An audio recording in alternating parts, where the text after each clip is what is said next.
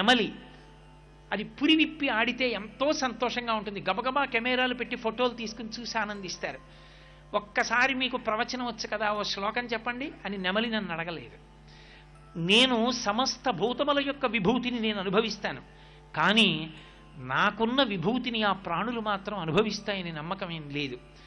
ఇన్ని ప్రాణుల యొక్క అనుగ్రహాన్ని నువ్వు పొందుతున్నావు, అందుకే అవి ఇంకా కొన్ని కోట్ల జన్మలెత్తితే తప్ప పొందలేని మనుష్య శరీరాన్ని నువ్వు పొంది ఉన్నావు కాబట్టి నువ్వు ఇప్పుడు వాటికి ఉపకారం చెయ్యాలి.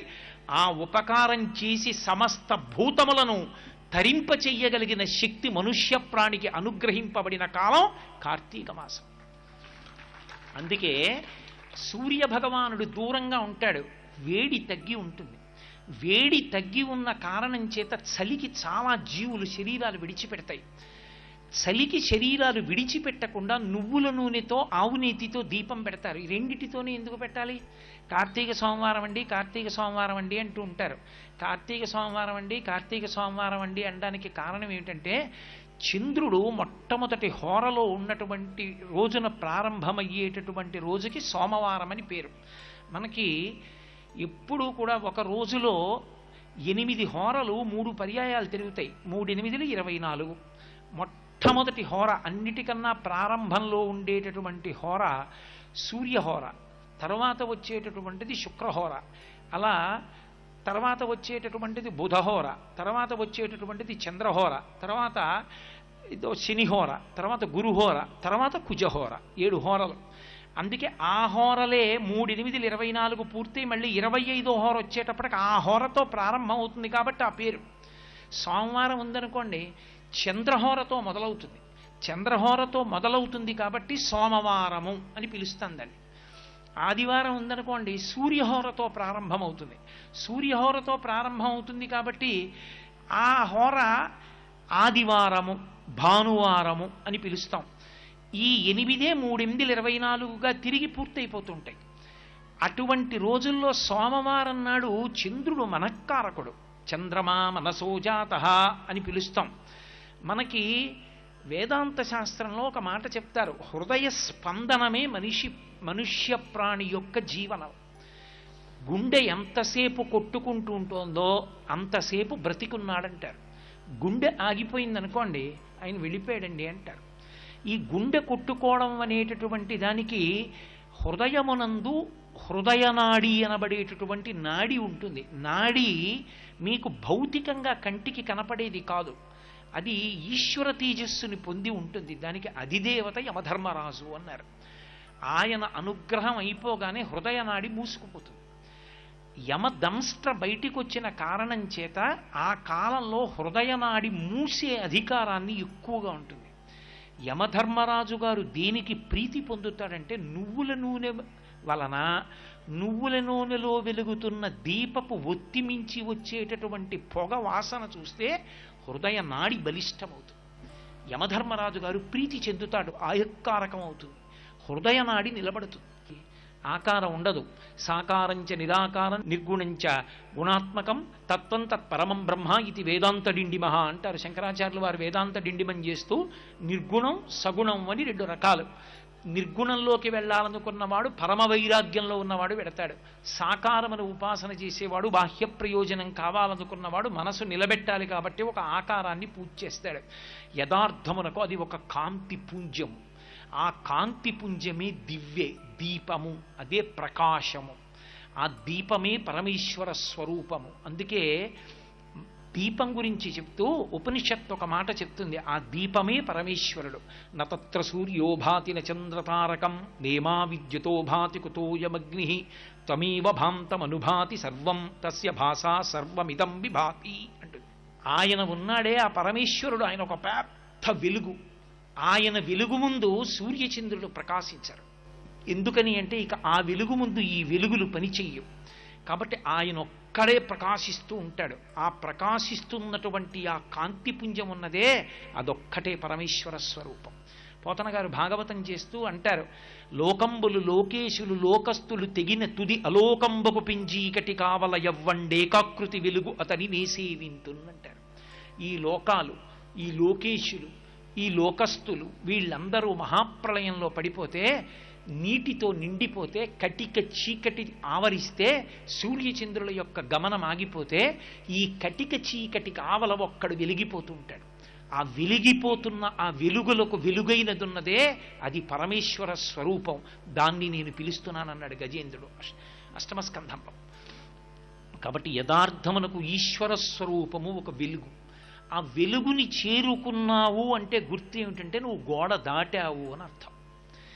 దక్షిణాయనంలో ఉపాసన ఎన్నేళ్లు చేసినా సాకారం దగ్గర ఆగిపోకూడదు. ఒక ఆకృతిని పట్టుకోవడం దేని కొరకు అంటే ఒక గోడ దూకడానికి. చూడండి, గోడ దూకే వాళ్ళు ఉంటారు, లాంగ్ జంప్ చేస్తారు అంటారు. వాళ్ళు చేత్తో కర్ర పట్టుకుని పరిగెత్తుకొస్తారు, ఓ గోడ దూకాలి. పరిగెత్తుకొచ్చి కర్రని భూమికి తాటించి ఆ కర్రని ఆధారం చేసుకుని తన శరీరాన్ని అలా పైకెత్తి గోడ మీద వరకు తీసుకెడతాడు. గోడ మీద వరకు వెళ్ళిన తర్వాత కర్రని ఇటు వదిలేసి తాను అటు పడిపోతాడు తప్ప, ఓ కర్రా గోడ దూకడానికి ఇంత దూరం నాకు సాకారంగా వచ్చి పరిగెత్తుకొచ్చి నేను భూమిలో గుచ్చి పైకెత్తినప్పుడు నా శరీరం పైకెత్తడానికి ఉపయోగపడిన సాధనమా, నువ్వు నాతో రా అంటే తను ఇటు పడిపోతాడు. కర్రని ఇటు విడిచిపెట్టి తాను అటు పడిపోవాలి.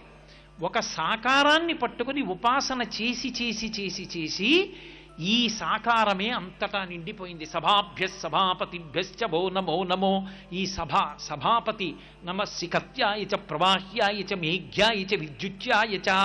మేఘంలో, విద్యుత్తులో, ప్రవాహంలో, నురగలో, దొంగలో అంతటా ఈశ్వరుడే అని అంతటా పరమేశ్వర స్వరూపం చూడగలిగినటువంటి స్థితికి నువ్వు ఎదగగలిగితే ఆనాడు నీవు దీపాన్ని అర్థం చేసుకున్నావని గుర్తు. అబ్బా నీకు కనపడుతోంది. కుక్కలో, పిల్లిలో, దాని కన్నుల కాంతిలో, దాని నడకలో, దాని కదలికలో, దాని ఆకల్లో, దాని దాహంలో, దాని భయంలో ఒక చీమ అలా వెళ్ళిపోతూ ఉంటుంది. ఇలా చీపురు పుల్ల కొంచెం దాని దగ్గర పెడితే ఆగిపోతుంది, కొంచెం ఇలా కదిపితే వేగంగా పరిగెత్తుకెళ్ళిపోతుంది. దాని ఇంత చీమకి ఇంత మెదడు, ఆ చిన్న మెదడులో దాని శరీరం మీద అభిమానం, దానికో భయం, దానికో జ్ఞానం. ఇది పుల్ల, దీన్ని పుచ్చుకున్నవాడు ఉన్నాడు, వాడు గుచ్చుతాడు, మనం చచ్చిపోతాం, మనం పారిపోవాలి, అది పరిగెత్తడం. ఇన్ని భావనలు ఉన్నాయి. నీలో ఏ చైతన్యం ఉండి భావనలు కల్పిస్తోందో ఆ చైతన్యం దానిలో ఉంది. దాన్ని నువ్వు సృజించలేదు, దాన్ని చంపే అధికారం కూడా నీకు లేదు. ఇంకొక చైతన్యాన్ని తీసే అధికారం నీకు లేదు. అప్పుడు ఎక్కడ ఈశ్వరుణ్ణి చూస్తావు నువ్వు?